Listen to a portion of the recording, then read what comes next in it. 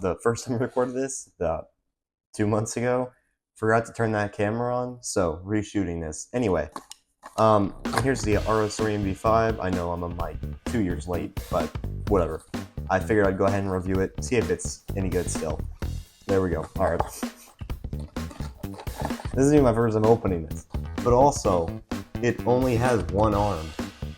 Come on, Moyu. Like, I wanted the whole thing, the whole package. I was excited to get my robot, and I only got one arm. What's to do with that? Anyway, so I also have the V10 and the V9 with me, so we'll compare those and stuff, but let's go ahead and give it some first turns.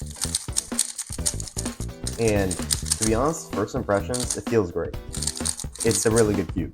I do have to say the quality is definitely not up where the V10 is, or the V9. It definitely feels a bit more cheap. Like, these corners are not super tight. Like, I think I dropped it one, like, it's not very, I don't even know if that showed it very well.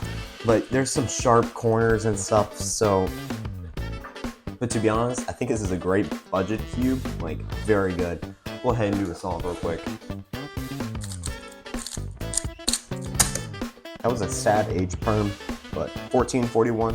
It felt great, to be honest. This cube's really nice. I added some Angstrom, Dignitas, and Gravitas, and some D&M, I think.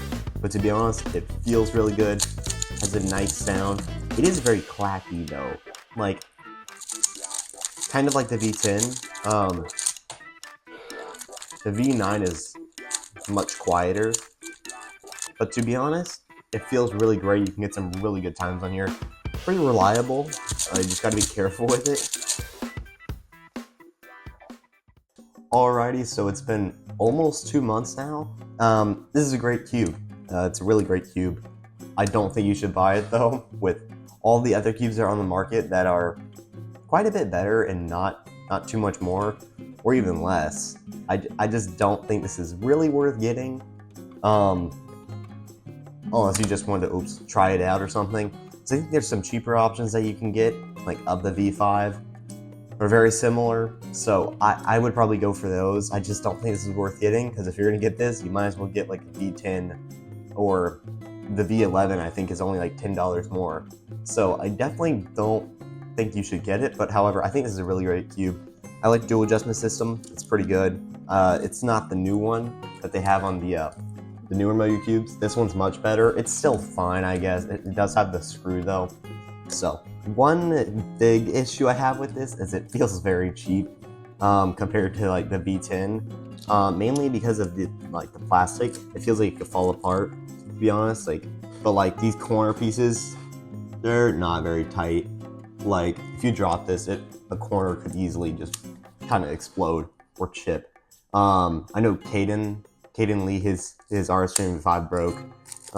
So I still think it's a fantastic cube. I just don't think it's worth getting in 2025, to be totally honest with you. I think you should probably go for the V10 or the new V11 or even the Tornado V4. I think those are all great options. I have not reviewed the V11, so I don't know if it's, just don't know. I don't have any experience with it. But the V10 is fantastic. I still think this is a great cube. And definitely worth picking up in 2025. Well, mid-2025, I guess. So those are my thoughts. I still think this is a fantastic cube, but for OH, this is a great cube for OH. You know, it feels really good. It's not a very big cube, and that's probably one thing I could recommend this is OH. It's really good for OH.